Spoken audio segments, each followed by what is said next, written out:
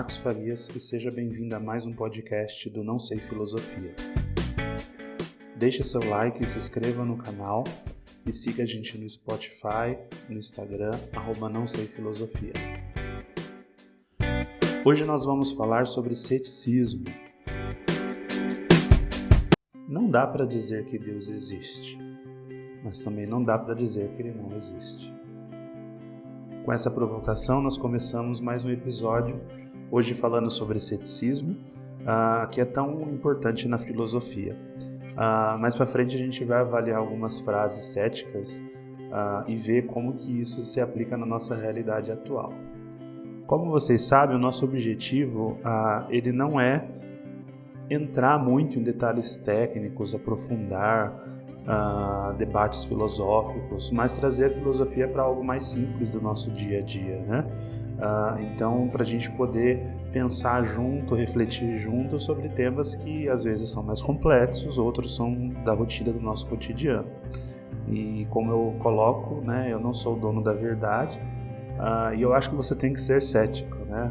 Juntando com o tema de hoje. Então, como diria Nietzsche, né, os grandes intelectuais são céticos. Então, você não precisa acreditar no que eu estou falando aqui hoje, vai e veja o que é verdade daquilo que não é.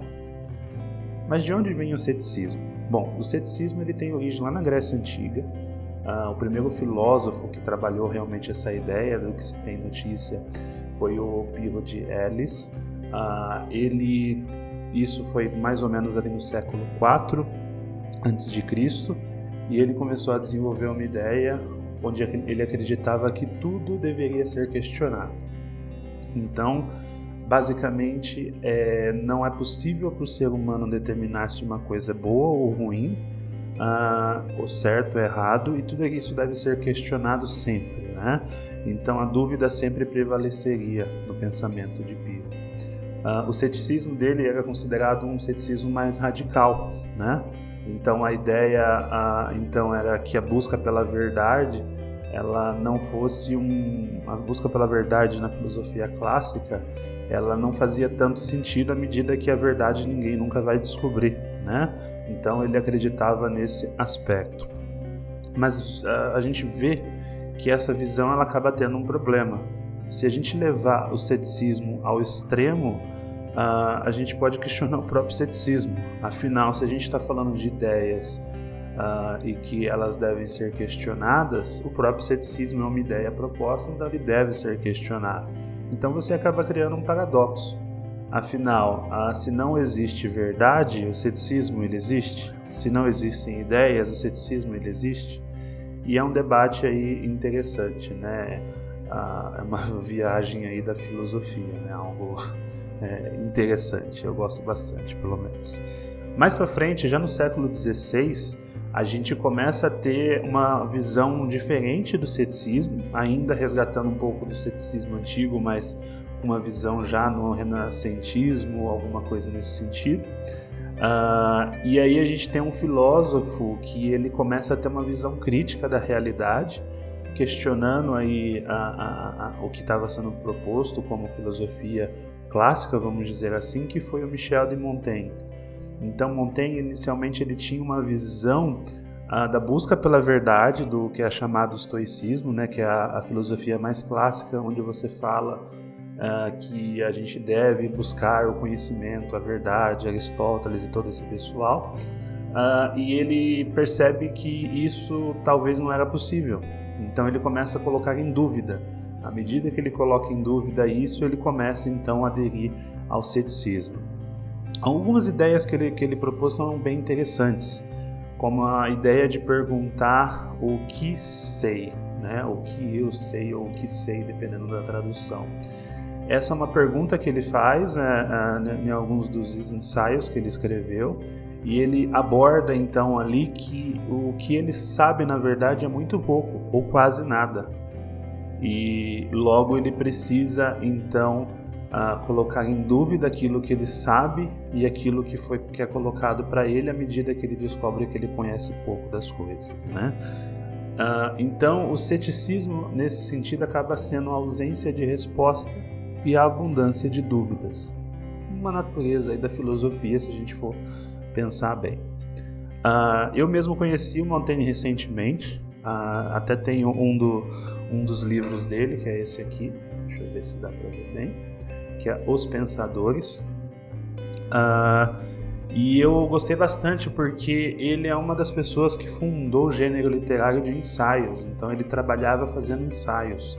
O que é um ensaio? Basicamente é você desenvolver uma ideia, publicar essa ideia, mas não necessariamente você tem uma estrutura, não necessariamente você tem uma estrutura narrativa ou uma estrutura clássica de filosofia, então você basicamente vai escrevendo os seus pensamentos como eles surgem sem uma necessidade de ter uma conclusão lógica, mas trazendo então, como o próprio nome diz, é como se fosse um ensaio de algo que está por vir, e ele trazia isso muito bem. Então eu acho que faz bastante sentido, até pela ideia do não sei filosofia, que é a gente não dar certeza, nem não que necessariamente também a gente vai chegar ao fim a uma verdade, né? Mas que a gente traga a questão do debate e colocar as ideias, né?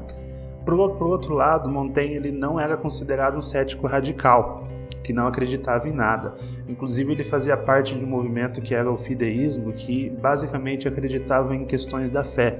Ou seja, em algumas questões ele acreditava que existiam verdades absolutas que não precisavam da razão, que a fé era suficiente. Algo próximo ali de uma religião, mas na verdade um pensamento que acreditava em Deus ou em outras coisas ou em ideias mais absolutas que não necessariamente precisavam de prova, né? De prova racional, vamos dizer assim. Dessa forma, então, é o que era considerado ceticismo, mas um ceticismo mais moderado, né? Muitos filósofos acreditavam no questionamento das coisas, mas com algum tipo de fundamento, com algumas ideias básicas que eles acreditavam, diferente do que Pirro acreditava no início, que era realmente questionar tudo, né? E colocando algo em prática, e porém nesse caso utilizando a dúvida do ceticismo como método para poder questionar aquela coisa prática, né? Na mesma linha desses pensadores, no ceticismo moderado, a gente teve um outro filósofo e matemático, René Descartes. Ele foi um dos principais pensadores tanto da filosofia, mas também da matemática, ali considerado o fundador da filosofia moderna, né? Então Descartes ele acreditava em aplicar o método matemático, enfim, considerando todo esse seu conhecimento, ele tinha lá por volta de 20 anos de idade, ele já dominava tudo que era possível saber de matemática, e ele tentava explicar então através das ideias da matemática as relações com a vida. Então, ele desenvolveu o que a gente chama de método cartesiano. Sim, cartesiano, o mesmo fundo do plano cartesiano, vamos dizer assim, que inclusive Descartes foi o inventor, né? O método, tanto no método da geometria analítica, mas também esse método de discussão de filosofia. Então, ele juntava as duas coisas, né? Essa estrutura cartesiana é bem interessante. Então, basicamente, ela tenta desenvolver um modelo, então, para você discutir uma dúvida ou para você discutir uma ideia. Essa estrutura cartesiana, então, ela estabelecia 4 regras que você poderia utilizar para poder fazer a avaliação de uma situação, né? Seja de uma dúvida, um problema, uma ideia, enfim. E essas 4 regras, basicamente, elas são: você nunca aceitar algo como verdadeiro à primeira vista. Então, é uma ideia do tipo, quando você observa alguma coisa, não necessariamente aquela coisa é a realidade. Então, por exemplo, você está observando um objeto à distância, às vezes você fica na dúvida do que é aquele objeto e seu cérebro começa a determinar alguma coisa. Quando você chega mais próximo, você vê que não é nada daquilo, né? Então, é um exemplo. Então, quando você olha, não necessariamente aquilo é a verdade. Então, você nunca pode aceitar o que você vê à primeira vista, sempre tem que trazer um questionamento. Na sequência, a gente tem a divisão dos problemas em várias partes menores. Então, quando você tem uma situação que você precisa descobrir a realidade daquilo, você divide em partes menores, né? E isso facilitaria a busca pelas soluções. Vejam que essa regra é aplicada até hoje. Muitos lugares que você, até no trabalho, enfim, em pesquisa, em questões acadêmicas, mas voltadas mesmo para a realidade do dia a dia, muitas pessoas falam, né, aquele ditado, vamos dividir em partes. Então, isso tem um fundo filosófico e matemático, né? Foi Descartes que propôs essa ideia. A terceira regra seria pensar de forma ordenada. Então a gente começar do que é mais simples para depois ir para o mais complexo de uma forma ordenada. Também podemos dizer que o Descartes poderia ser o coach de hoje em dia, né? É óbvio que isso é uma brincadeira, porque Descartes realmente teve um método bem desenvolvido, mas então a ideia de pensar as coisas de uma forma ordenada seria um terceiro passo aí do método cartesiano dele. E por último, seria prestar atenção em detalhes, não deixar nada passar, fazer uma revisão, você realmente entrar num tema e fazer a revisão dos detalhes para não deixar passar nada, porque no detalhe você poderia perder então algo do processo, enfim. E dessa forma então ele estruturou a forma de pensamento do ceticismo. Então ele trouxe uma proposta usando a matemática, a lógica, para poder trabalhar então a questão do ceticismo e chegar numa conclusão. Quando ele aplicou isso nas próprias ideias, ele percebeu que as dúvidas ainda existiam, mas ele conseguiu chegar a algumas conclusões. Uma delas, talvez a mais importante, é que à medida que ele pensava e questionava, ele entendeu que isso só era possível porque ele estava ali, ele estava pensando. Ainda que um exemplo que ele coloca, né? Ainda que ele estivesse, entre aspas, sonhando ou aquilo fosse realidade, se você olhar pelo ponto de vista matemático, 2 mais 2 é 4, seja na realidade ou no pensamento. Mas se ele consegue raciocinar que 2 mais 2 é 4, logo ele existe como um ser, né? Então a gente tem a famosa frase que ele cunhou, que foi: penso, logo existo. Quem já ouviu essa frase? Imagino que muitos de vocês já tenham ouvido. Então Descartes, então, ele desenvolve essa questão, ele resolve um problema existencial, que era: será que a gente existe mesmo? Será que isso aqui não é uma ilusão? O que a gente passa no dia a dia, né?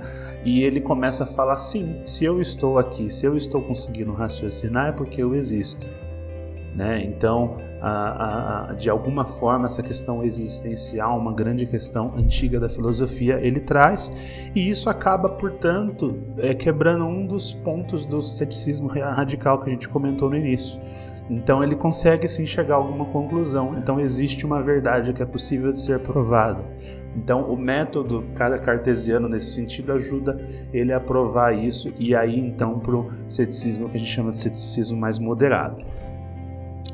O ceticismo, porém, mais recentemente, ele não ficou tão apenas focado na filosofia, mas na verdade a partir da filosofia surgiram vários pensamentos baseados no ceticismo, e um deles que ganhou força mais recentemente é o ceticismo científico. Então, lá em 85, o famoso cientista Carl Sagan, muitos acredito que já tenham ouvido falar dele, no livro que ele publicou chamado Contato, nesse livro ele traz o termo então do ceticismo científico. A ideia do ceticismo científico é questionar se uma ideia, um problema, uma verdade é sustentada em pesquisa, se é possível você reproduzir, enfim, se é possível você colocar aquilo à prova, né? Basicamente é o que a ciência moderna faz hoje. Então, quando você tem uma nova descoberta, por exemplo, essa nova descoberta ela tem que ser colocada à prova, ela tem que ser baseada numa pesquisa empírica, com dados, fatos, e aquilo tem que ser questionado. Então, o ceticismo científico ele tem o papel de realizar esse questionamento daquilo que é proposto como verdade e desmascarar pseudociência. Então, charlatanismo e coisas similares, né? Então aquelas pessoas que inventam, aqui eu tenho uma cura para determinada doença, mas você não consegue testar aquilo, você não consegue provar. Olha que tema atual que a gente está falando aqui, o ceticismo científico. Então ele traz essa base de colocar em dúvida a ciência ou aquilo que está sendo proposto como ciência para ter certeza que aquilo é verdade. Ainda vai existir o que a gente chama de pseudo-ceticismo, que são aquelas pessoas que, ao invés de apenas fazerem o questionamento, elas vão para um caminho de negação. Então são as pessoas que não acreditam em algo e que negam aquilo. Então isso é uma questão muito complicada, porque pode virar, de certa forma, um fanatismo. né? Então isso acaba virando um fanatismo de negacionismo, né? Então isso não é ceticismo, né? O ceticismo, na verdade, ele coloca em dúvida situações que estão propostas e não simplesmente a negação pela negação. Bom, mas como eu prometi, vamos agora falar de algumas frases e tentar trazer elas para a nossa realidade, algumas frases ligadas aí ao ceticismo. A primeira dela é do Nietzsche, né, filósofo Nietzsche, que ele fala: os grandes intelectuais são céticos. Eu até mencionei isso aqui no começo. Basicamente, ele faz uma provocação naquele momento sobre a crítica de religião e de Deus. Quem estuda Nietzsche sabe que ele tem uma crítica muito forte à religião e a Deus, e ele coloca isso muito presente nas obras, e apesar disso a frase dele não deixa de ter um fundo de verdade. Então, assim, os grandes intelectuais são céticos. Sim, geralmente os grandes intelectuais, eles não aceitam qualquer proposta como verdadeira e eles fazem o questionamento, né? Óbvio que quando ele pensou nisso na religião, ele está falando assim: vocês estão aceitando uma ideia que está proposta. Então, um grande intelectual na visão de Nietzsche é aquele que questiona aquela ideia proposta, que vai atrás e prova se aquilo lá é verdade ou não. Então, se você apenas, na visão de Nietzsche, que eu entendo que é coerente, se você apenas repete o que está sendo falado ou que alguma outra pessoa pensou, você não está realmente pensando de verdade, né? E se você não pensa de verdade, como você pode ser considerado um intelectual, né? Outra provocação, tem um pouco a ver com Nietzsche, mas é uma outra frase aqui de efeito, vamos dizer assim, que é uma das bases talvez do ceticismo, né, para explicar o ceticismo. Não dá para dizer que Deus existe, mas também não dá para dizer que ele não existe. Então o ceticismo ele trabalha com Deus da seguinte forma: eu não consigo provar que Deus não existe, ou eu não consigo provar que ele existe, eu tenho essa dúvida. Então é um problema não resolvido. Eu não consigo ter provas nem que existe nem que não existe. Então isso resume um pouco a como que o ceticismo trabalha, por exemplo, em relação à religião. Então, de um lado, se você tem alguém que é uma pessoa mais religiosa e ela fala Deus existe, beleza, quais são as provas que Deus existe? Não consigo ter essas provas, você tem que ter fé. Então o ceticismo original, mais clássico, ele vai falar: não, então eu não posso acreditar nisso. Agora tem um porém. Se a gente olhar pelo lado, que é até um pouco polêmico isso, dos ateus. Muitos ateus falam: não, eu acredito no ceticismo, né? Mas Deus não existe. Tá, mas qual que é a prova que Deus não existe? Então aí você cria uma polêmica que é: se você não tem essa prova, essa contraprova, sei lá o nome que a gente pode dizer, como que você pode afirmar que Deus não existe? Então ele não é puramente ali com a visão do ceticismo. Então é uma visão quase que negacionista, dependendo do ponto de vista, não vou entrar nessa polêmica. Mas enfim, então os dois extremos, né, da religião que acredita cegamente sem provas, ou daquele que nega a existência, mas também não pode provar. O cético ele vai olhar e falar assim: ok, não existe. Não existe, não consigo provar que não existe, mas também não consigo provar que existe. E aí seria um pouco do que hoje seria classificado como agnóstico, né? Aquela pessoa que fala: ok, pode ser que exista, pode ser que não, e eu não vou simplesmente negar que existe, mas também não dá para eu acreditar puramente que existe cegamente, né? Trazendo uma frase do Descartes que a gente mencionou anteriormente, é uma frase que eu gosto bastante, que é: daria tudo que sei pela metade do que eu ignoro, né? Vou repetir: daria tudo que sei pela metade do que eu ignoro. Isso demonstra a quantidade de coisas que a gente ignora. Eu acho que isso é uma realidade, né? Muitos falam que o nosso nível de conhecimento, ainda que eu estude uma vida inteira, é muito baixo comparado a tudo que existe. Então acredito que Descartes aqui trabalhou isso no sentido de que a gente é ignorante, a gente conhece muito pouco e a gente sempre tem que colocar em dúvida, né? Inclusive ele desenvolveu métodos para a gente poder colocar em dúvida, como eu mencionei. Então, quando você encontra aquela pessoa que é cheia de certezas, certamente ela não é um cético, não é uma pessoa cética. Um cético não tem certeza de nada. É meio complicado isso, mas essa é a realidade. Trazendo um pouco para a nossa realidade, né? Tem um filósofo brasileiro que muitos devem conhecer, que é o Luiz Felipe Pondé, ele também traz uma visão do ceticismo e ele coloca uma frase que é: todas as teorias são insustentáveis.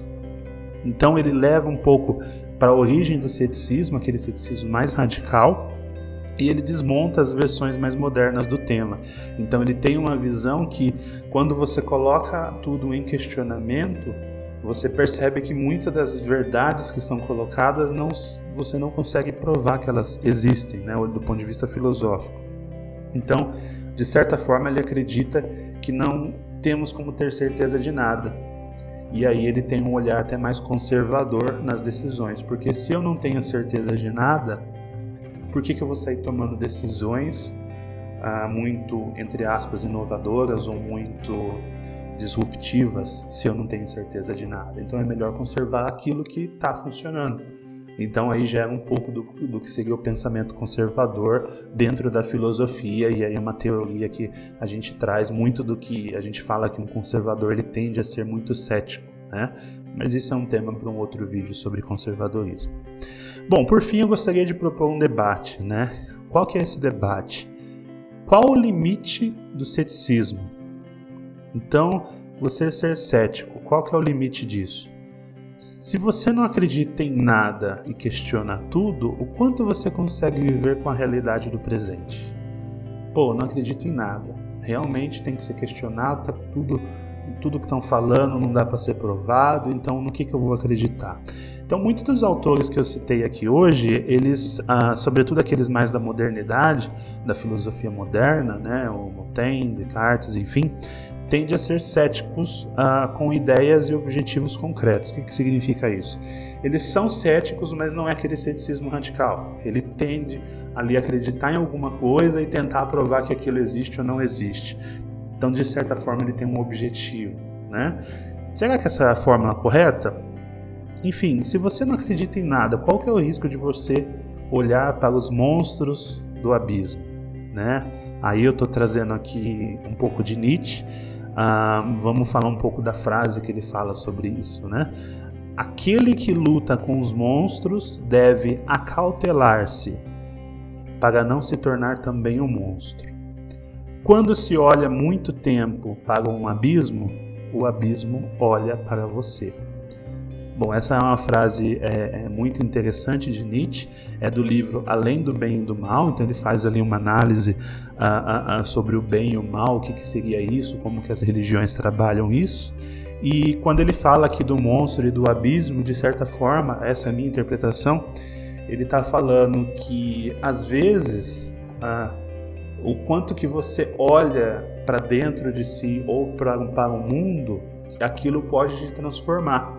Então você descobrir ali que talvez, né, são hipóteses, que o mundo não é bom, que as pessoas não são boas.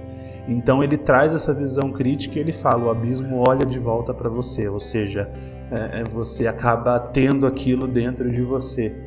E aí a minha reflexão: será que você, sendo cético radical, não vai fazer descobrir que você está sozinho num mundo onde não existe nada? E talvez as suas escolhas nem façam sentido? De novo, provocações filosóficas, mas eu acho que é interessante para o debate. De certa forma, o ceticismo ele traz um pouco dessa coisa do vazio, de você não acreditar em nada. O quanto que isso faz bem? No mundo de hoje que a gente vive, por exemplo, com muitos casos de depressão, né? Eu entendo bastante, e eu tenho casos na minha família de pessoas que se apegam a uma religião, se apegam a Deus ou se apegam a uma ideia de Deus, né? A gente tem vários níveis, vamos dizer assim. Às vezes a gente fica até um pouco revoltado, porque a gente sabe que tem pessoas que se aproveitam disso, mas é justificável o porquê daquela pessoa se apegar àquela ideia. Porque imagine o contrário, a pessoa chegar à conclusão que não existe Deus, que não existe amor, que a gente está aqui por uma obra do acaso, o quanto que aquilo poderia ser prejudicial àquela pessoa, né? Então, eu diria até que para ser cético, e isso também tem algumas ideias, o Pondé também fala um pouco sobre isso, você precisa ter uma maturidade, uma construção para você poder, enfim, avaliar isso sem olhar para o abismo, como Nietzsche disse. Enfim, esse é um debate interessante. A ideia do Não Sei Filosofia é trazer esse tema, a gente tentar sair um pouco da ignorância e achar um pouco de verdade, ainda que essa verdade não exista, né? Bom, vou dar algumas dicas de livros, né, algumas indicações, alguns dos livros que eu mencionei aqui, inclusive. O primeiro dele, do Montaigne, né, Michel de Montaigne, é o livro Ensaios, né? Acho que é o mais importante dele. Na sequência tem esse que eu mencionei aqui, que é Os Pensadores, também dele. Que esses dois livros ele traz vários ensaios filosóficos, então são ensaios que principalmente quando ele estava mais velho, ele começou a trabalhar e falar um pouco da experiência de vida dele, e trazem muitas ideias interessantes, reflexivas, algumas no formato de histórias, ele contando ali experiências que ele teve na primeira pessoa, né, a maior parte deles, é muito interessante. A gente ainda tem o livro de Descartes, né, René Descartes, que é o Discurso de Método. Então esse livro ele fala um pouco do método, de como ele construiu essa base. E também tem o que eu acabei de mencionar do Nietzsche, né, Além do Bem e do Mal. Esse livro também é bem interessante para quem gosta da filosofia de Nietzsche. E por último aqui um livro do Pondé, já que eu mencionei ele, que é Contra um Mundo Melhor, onde ele fala um pouco dessa ideia de você ter uma visão de mundo um pouco mais conservadora e não querer fazer mudanças sem entender o porquê daquelas mudanças, né? E você, tem alguma indicação de leitura do tema? Deixa no comentário no YouTube, manda mensagem pra gente no Instagram, fala o que você acha, se você tem alguma mensagem desse assunto. Como eu comentei no início, a gente não quer aqui determinar verdades, até porque provavelmente ela nem existe, mas enfim, eu gostaria sim de ouvir a sua opinião e ver o quanto que a gente está trazendo temas que são relevantes, né? Então, se você também quiser fazer indicações de temas, o Não Sei Filosofia está bem aberto para isso. Por fim, antes de encerrar também, eu gostaria de comentar algumas fontes, né, desse vídeo aqui e desse podcast. Obviamente eu não tirei tudo isso da minha cabeça, muita coisa tinha de ideia, mas eu fiz algumas pesquisas. O primeiro lugar que eu pesquiso, que eu gosto bastante, é o Portal Brasil Escola. Sempre tem bastante material no site deles e também no canal do YouTube. Tem vários vídeos de filosofia que eu acho bem interessante. Então, de novo, Portal Brasil Escola. Um outro canal, alguns canais aqui não são tão grandes, mas eu acho que são muito bons para pesquisa, é o canal Saber em Foco, no YouTube também, ele trata de filosofia. Tem ainda o canal Isto Não É Filosofia, também com vídeos muito interessantes, fala bastante de Montaigne, de Descartes e de toda essa filosofia. Então dá uma olhada nesses sites, nesses canais, se você quiser conhecer mais detalhes sobre o tema, tiver boas indicações de leitura, esse tipo de coisa. Bom, vamos ficando por aqui. Muito obrigado por ter assistido, ouvido a gente. Siga a gente no Spotify, deixa o like no vídeo, se inscreva no canal, deixe seus comentários. Muito obrigado e até a próxima.